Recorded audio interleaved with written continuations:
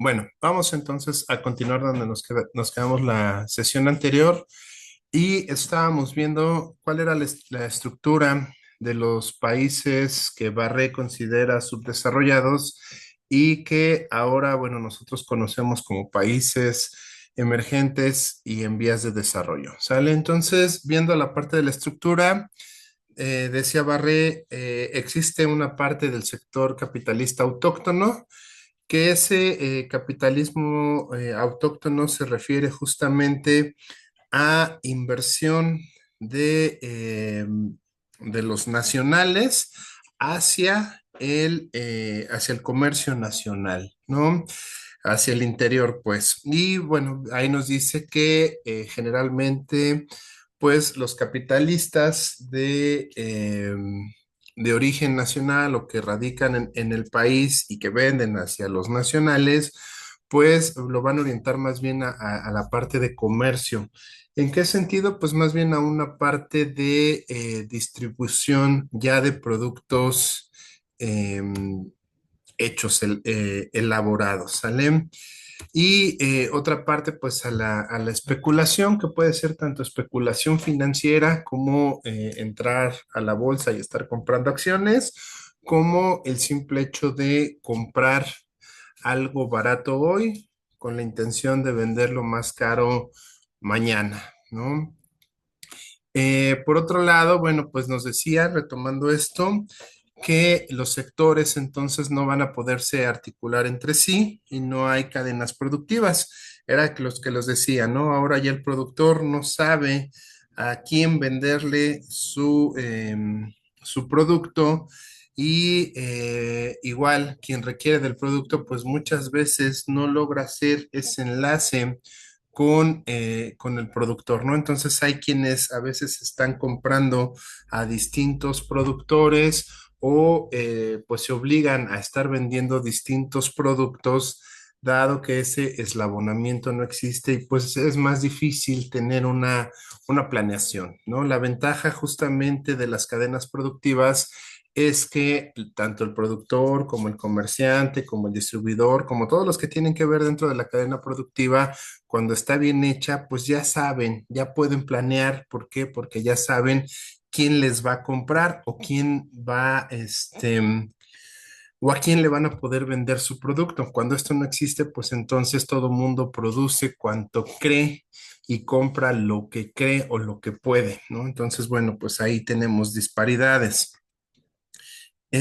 Alguna vez hablábamos justamente del modo de producción del just in time que se ocupa mucho en Japón, ¿no? Ahí, por ejemplo, el encadenamiento productivo está tan bien hecho que pues prácticamente no existen inventarios, ¿no? Entonces, mientras ya se está abriendo la orden de compra para generar, por ejemplo, un carro, en el caso de Toyota que lo utiliza, pues desde que ya la agencia dice, ¿sabes qué? Voy a necesitar tantos carros, en ese momento se empiezan a producir, ¿no? Y en ese momento todo el mundo empieza a actuar con la finalidad de que el carro esté o los carros que se necesitan estén lo más rápido posible y no se requiera ningún tipo de inventario previo, ¿no? Eso pues a final de cuentas genera eficiencia y va reduciendo costos. Y por otro lado, nos va a decir que también en estos países va a existir un sector desarrollado, en los países en vías de desarrollo va a existir una parte que sí está muy desarrollada, pero esos más bien van a depender del extranjero, ¿no? Entonces, los desarrollados, pues más bien lo que les va a interesar es enfocar su comercio hacia el exterior. Yo les mencionaba, bueno, pues les va a resultar más atractivo vender su producto en dólares, en euros, en libras, en yenes, que venderlos en los propios pesos mexicanos, ¿no? Entonces, el sector interno no les interesa y en contraparte, pues deciden enfocar sus esfuerzos hacia lo que los extranjeros les soliciten. Eso les va a generar dependencia, claro, ¿no? ¿Por qué? Pues porque los extranjeros van a determinar cuánto producto, con qué características, cuándo lo van a querer y entonces las empresas de aquí o de todos los países subdesarrollados, pues lo que van a hacer es dirigir sus fuerzas y encaminarlas de acuerdo a las características que los extranjeros sí les expongan o les soliciten. Bueno, otra cuestión que vamos a ver también es justamente que las empresas internacionales van a tratar de asentarse sobre todo en todos los países en vías de desarrollo. Y la pregunta es, bueno, ¿por qué una empresa internacional que puede tener mejores condiciones en su país de origen decide venir a países en vías de desarrollo? Pues hay varias razones. Aquí vemos unas, por ejemplo, nos va a decir, pues lo que van a hacer es desarrollar actividades que se orienten a la exportación y no al mercado interno. Entonces, vemos el caso, por ejemplo, de México, donde las maquiladoras pues llegan a sentarse sobre todo en la parte de la frontera del país por su cercanía con Estados Unidos.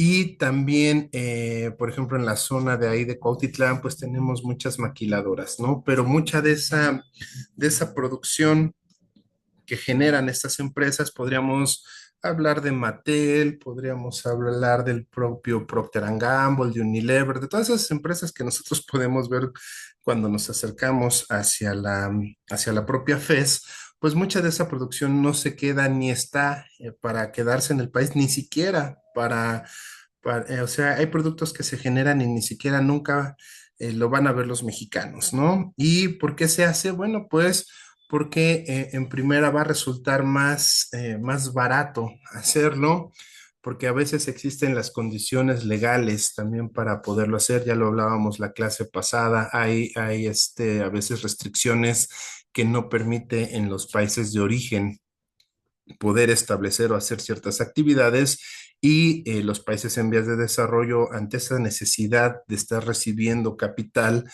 pues están dispuestos a flexibilizar muchas veces sus leyes, ¿no? Entonces, bueno, pues esa es una razón entonces vemos, es la exportación, no satisfacer al mercado interno, sino más bien satisfacer mercados externos que obviamente son más redituables.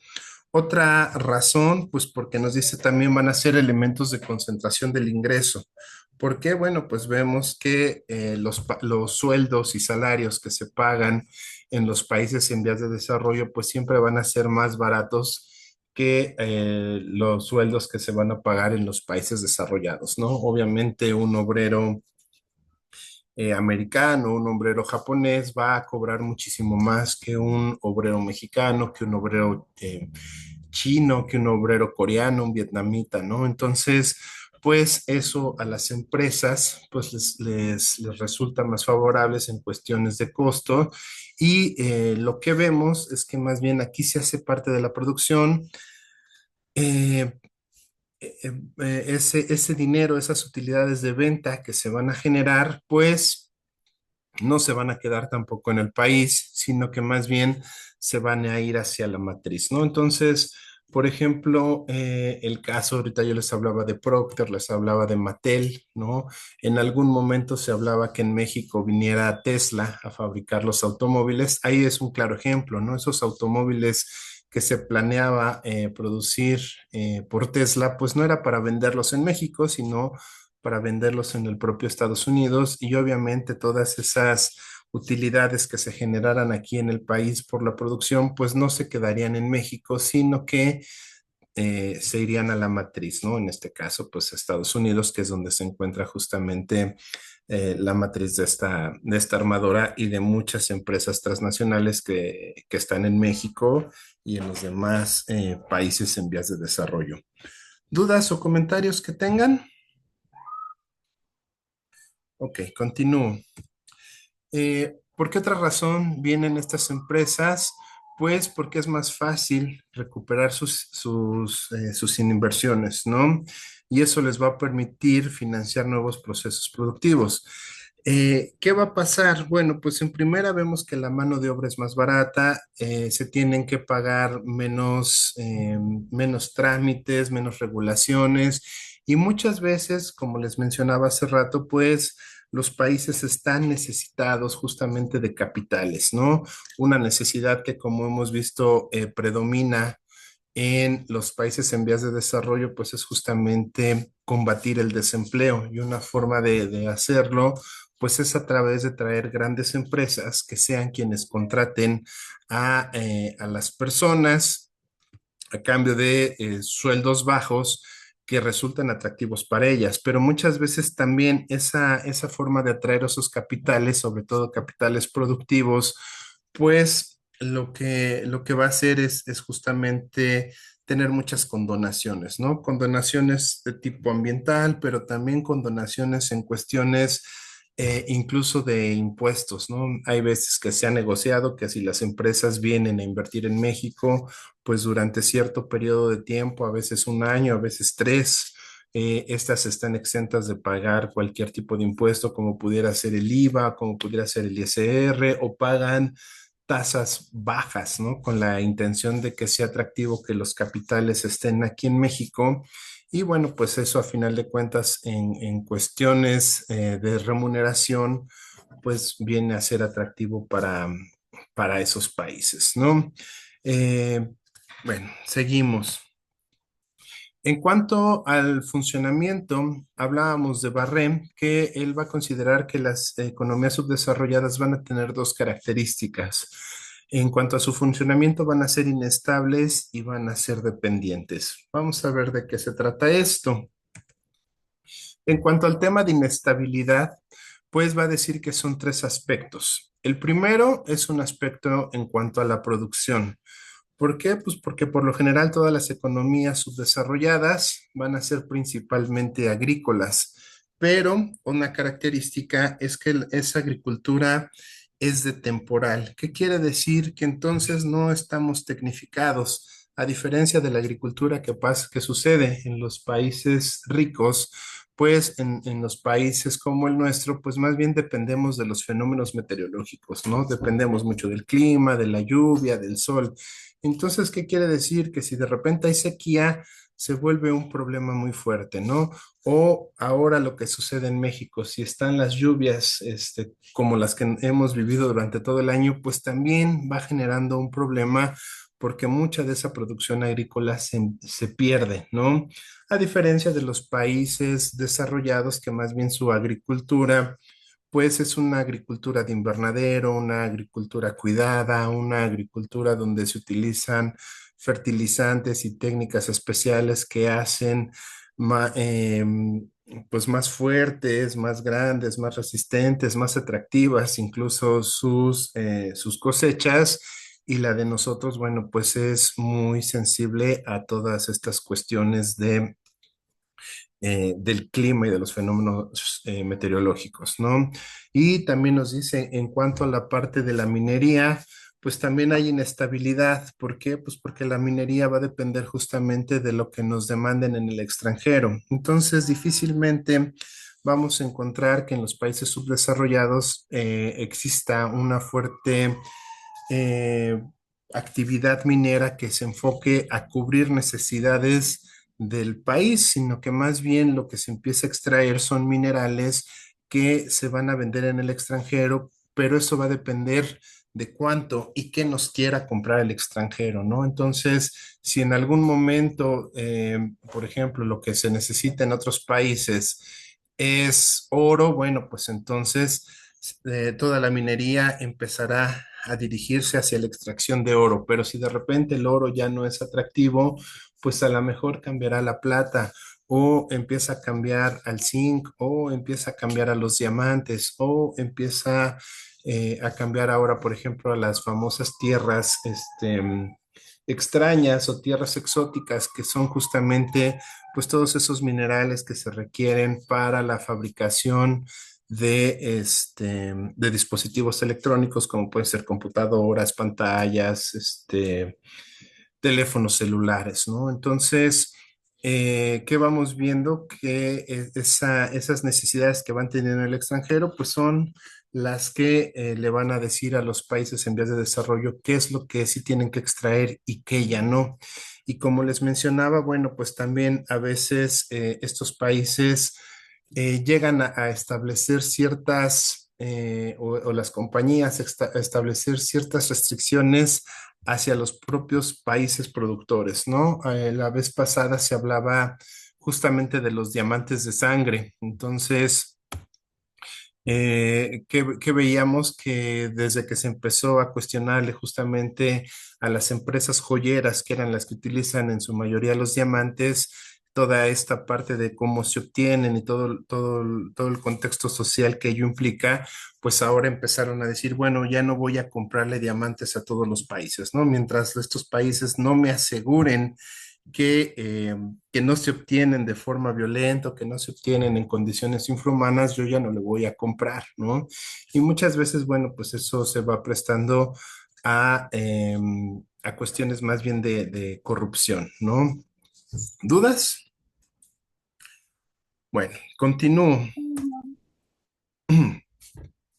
También otro problema en cuanto al término de funcionamiento por inestabilidad es los términos de intercambio, ¿no? Y en términos de intercambio vamos a ver que son dos factores. El primero, ¿por qué? Pues porque constantemente los precios de los productos que se exportan van a estar fluctuando.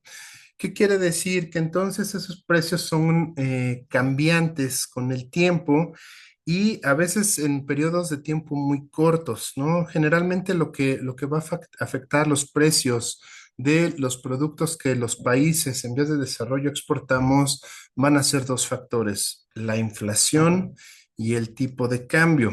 ¿Qué quiere decir que sea la inflación? Bueno, pues la inflación es un fenómeno que ocurre de manera local en el cual los precios empiezan a incrementarse, pues a veces por problemas de escasez, ¿no? Cuando el producto se empieza a ser más escaso, pues se vuelve relativamente más caro porque hay mucha gente que lo quiere y entonces pues va a tener que verse dispuesta a pagar más por tener ese producto. Y otro tema es el tipo de cambio, ¿no? Todos los productos que se venden al extranjero, por lo general, se van a establecer en dólares. Entonces, pues hay veces donde el dólar se nos dispara y entonces, bueno, pues nuestros productos se abaratan, ¿no? Si ahorita, por ejemplo, el dólar está en 18.50 por poner un precio, y de repente se va a 25, pues lo que vamos a ver es que nuestros productos se van a abaratar muchísimo, ¿no? ¿Por qué? Pues porque nosotros vendemos nuestros productos a pesos mexicanos y cuando hacemos la conversión, pues ahora se van a requerir menos dólares para poder pagar esos productos. Pero también algunos dirían, bueno, entonces lo que nos conviene es que el tipo de cambio baje, que realmente sería benéfico, por ejemplo, para México, que el dólar que está a 18.50 ahora estuviera a 6 pesos, pues tampoco nos sirven cuestiones de exportación, ¿no? ¿Por qué? Porque si ahora el dólar vale mucho menos de la mitad de lo que valía antes, ¿qué va a pasar? Que entonces nuestros productos se van a encarecer para todos aquellos que compran nuestros productos en dólares.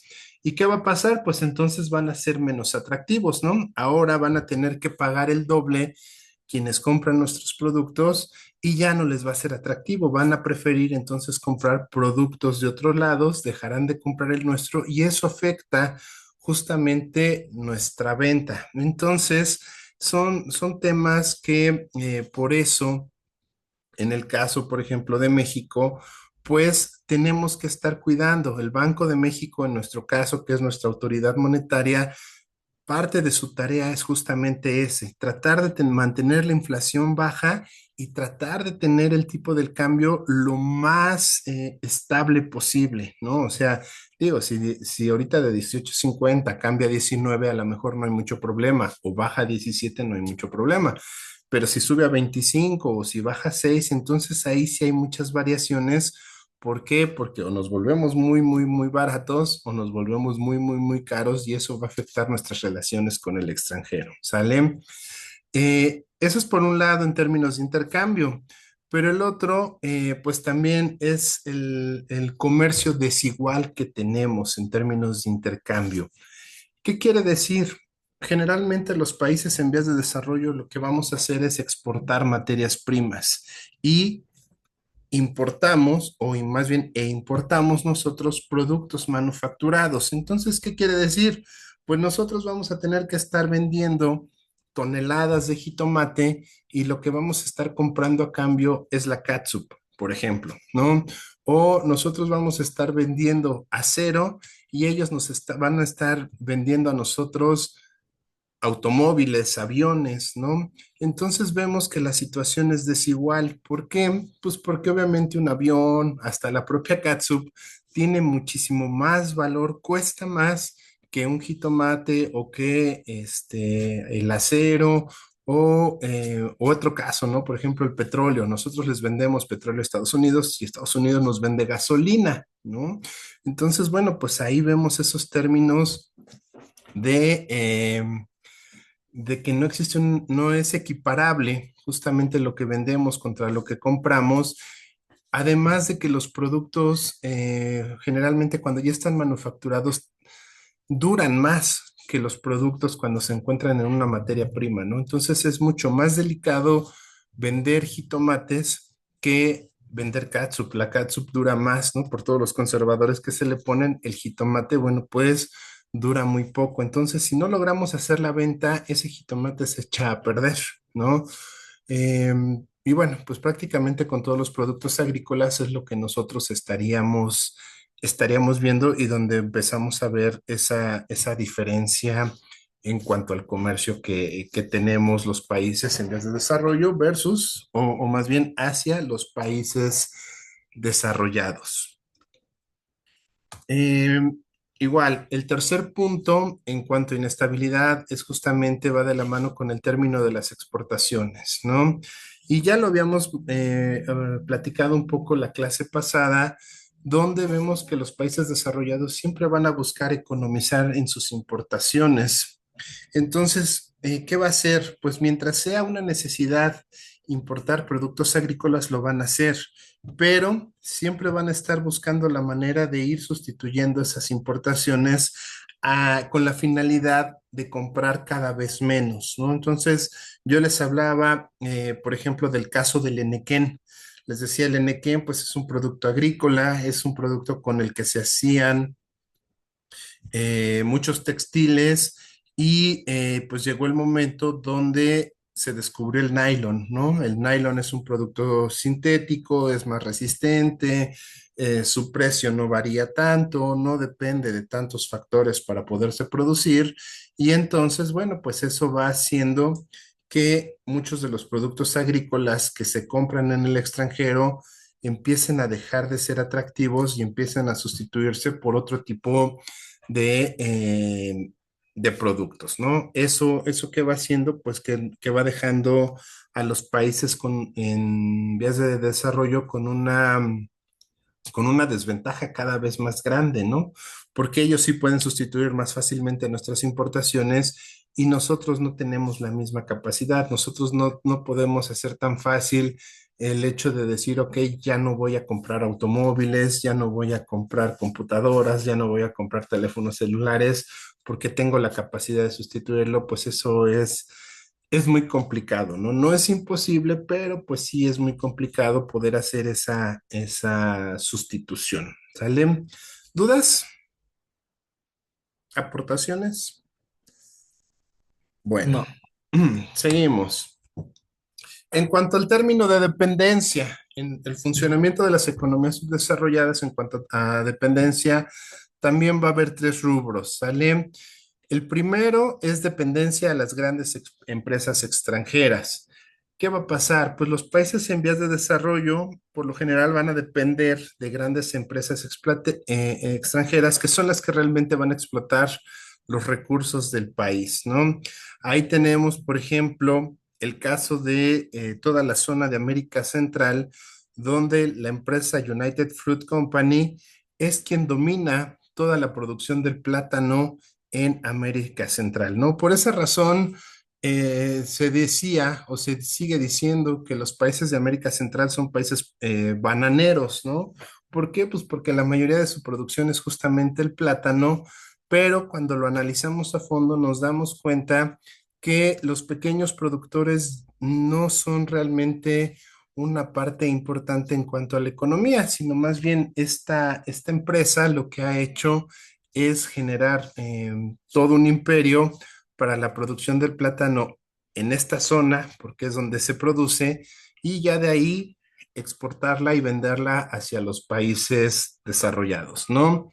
Otro caso de dependencia muy fuerte que también vamos a encontrar es en Perú y la empresa esa de Cerro del Paseo Cooper Corporation, pues ellos van a ser una industria minera, más bien una empresa minera sumamente grande que controla prácticamente toda la producción de cobre, de zinc y de carbón que existen en Perú, ¿no? Entonces, ¿qué vamos viendo? Bueno, pues esa necesidad, les repito, esa necesidad de tener inversiones, de tener capitales que estén produciendo y que den trabajo a la gente, pues va generando dependencia, ¿no? Y entonces muchas veces los países empiezan a perder su soberanía pues por dejar entrar estas empresas, que obviamente estas empresas a lo único que van es a explotar esos recursos a sabiendas de que cuando los recursos se acaben o dejen de ser atractivos en los mercados internacionales, pues simplemente se van a retirar hacia otro lugar, ¿no? Entonces, cuando el plátano deje de ser atractivo para el mundo, pues entonces muy probablemente la United Fruit se retirará de ahí o cuando se acabe el cobre o cuando ya no sea tan atractivo extraer cobre, zinc y carbón, pues también esta empresa de Cerro del Paseo Cooper, pues también muy probablemente se va a mover o se va a dedicar a hacer otra cosa, ¿no? Sin importarle, pues dejar a todas las personas ahí, sin trabajo, ¿no? Simplemente se mueven y se van a otros lugares. Otro punto en cuanto a dependencia va a ser la parte de depender de las importaciones de bienes manufacturados y de servicios, ¿no? ¿Qué vamos a ver? Aquí es un tanto una cuestión tanto social como económica. ¿Por qué? Porque por lo general, de manera inconsciente o de manera psicológica, pues la población de los países en vías de desarrollo lo que va a buscar es tener una aspiración a tener un nivel de vida parecido al de Estados Unidos, sobre todo en esta parte del continente americano o del europeo, ¿no? Y ahora también, bueno, pues empieza a verse esa aspiración a tener un nivel de vida a lo mejor como los de Corea del Sur o a lo mejor como los japoneses, ¿no? Y esa situación inconsciente de tratar de tener un nivel de vida semejante, pues nos hace consumir productos del extranjero. Y muchos de ustedes dirían, no, no es cierto. Bueno, pues la forma en la cual nos damos cuenta es justamente cómo vestimos, ¿no? ¿Qué marca estamos llevando ahorita nosotros en nuestra ropa? Y muy probablemente esas marcas van a ser marcas estadounidenses o bien marcas europeas o como les decía, bueno, pues ahora toda esa influencia de las marcas coreanas, por ejemplo, ¿no? En el caso de maquillajes, en el caso de ciertas partes, ciertos artículos de ropa, bueno, pues también, ¿no? Accesorios, entonces, pues ahí vemos pantallas, consolas, ¿no? Entonces, toda esa parte, pues es una aspiración a tratar de tener un mejor nivel de vida. ¿Y qué va a pasar? Bueno, pues también otra cosa que ocurre es que cuando los individuos o las familias tienen un mayor ingreso, cuando empiezan a recibir mayores ingresos en cualquiera de estos países, pues lo que van a hacer las personas es tratar de consumir más productos importados, ¿no? A lo mejor ahorita consumimos productos nacionales porque es para lo que alcanza, pero conforme las personas van teniendo más dinero, empiezan a dejar de lado los productos nacionales y empiezan a buscar los productos importados porque muchas veces suponemos es lo que tiene mayor calidad, ¿no? Entonces, o en muchos casos es lo que me da estatus, o bueno, hay N factores por los cuales las personas empiezan a consumir y adquirir productos de importación y sobre todo de países, pues estamos hablando de países desarrollados, ¿sale? Productos de marca, ropa de marca, ¿no? Generalmente la ropa de marca, pues viene de países desarrollados como Francia, como Italia, el propio Estados Unidos, etcétera, etcétera. Eh, Otro factor en cuanto a los empresarios, pues es la parte de la importación del capital, ¿no? ¿Cuál es la realidad de los países en vías de desarrollo? Pues que la mayoría de la población va a carecer de ingresos que les permitan ahorrar. En estos países difícilmente se ahorra. ¿Por qué? Pues porque los ingresos que tienen las personas son más bien para subsistencia, ¿no? Para comida, para medicina, para transporte, ¿no? Y ya, bueno, lo que va quedando, pues para educación, un poco para ocio, pero ya muy difícilmente a una persona le va a sobrar dinero para poder ahorrarlo en un país en vías de desarrollo. ¿Y qué va a pasar? Pues las pocas personas que tienen algo de dinero que les sobre, pues lo van a preferir gastar en comprarse bienes suntuarios. ¿Qué son los bienes suntuarios? Bienes de lujo, ¿no? En comprarse una joya, en comprarse automóviles, y lo podemos ver, o sea, si ustedes observan, por ejemplo, todos los hijos de empresarios o los famosos influencers, ¿no? Que hay influencers de niveles socioeconómico altos, pues eso, a eso se dedican justamente, ¿no? A estar comprando cosas caras para mostrarle a la gente, ¿no? ¿Qué pasa con eso? ¿Qué pasa si yo me compro un carro, ¿no? ¿Qué pasa hospedarse en el hotel más caro del mundo? ¿Qué pasa en comprar tal o cual joya? O por ejemplo, hace poco,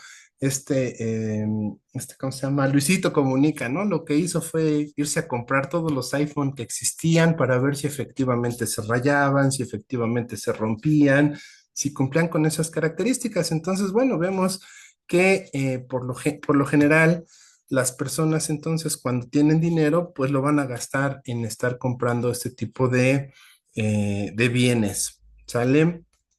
¿Y qué va a pasar con lo que realmente se necesita, que es capital para poder generar empresas y esas empresas puedan producir?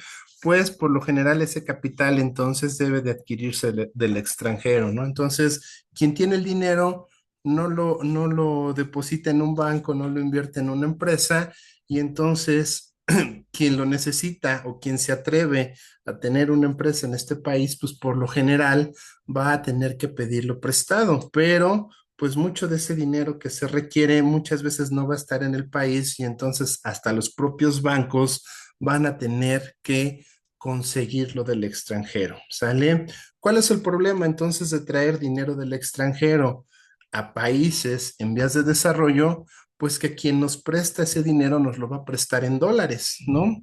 Entonces, todos los pagos que nosotros tengamos que hacer, aunque a nosotros ya cuando pedimos el préstamo nos lleguen pesos, todos esos intereses van a estar calculados en cuestiones de dólares, ¿no? Entonces, si empieza a haber una separación entre el precio del dólar en comparación con el peso, pues nosotros vamos a ver que las tasas de interés van a empezar a subir, y justamente esos créditos que nosotros adquirimos, pues vamos a empezar a ver que se empiezan a hacer impagables, ¿no? Entonces, bueno, pues esta es una razón, dice Barre, de la forma en cómo funcionan las economías subdesarrolladas. ¿Hasta aquí alguna duda o comentario que tengan? No, profe. No. Ok, bueno, con esto entonces terminamos este tema. Ahorita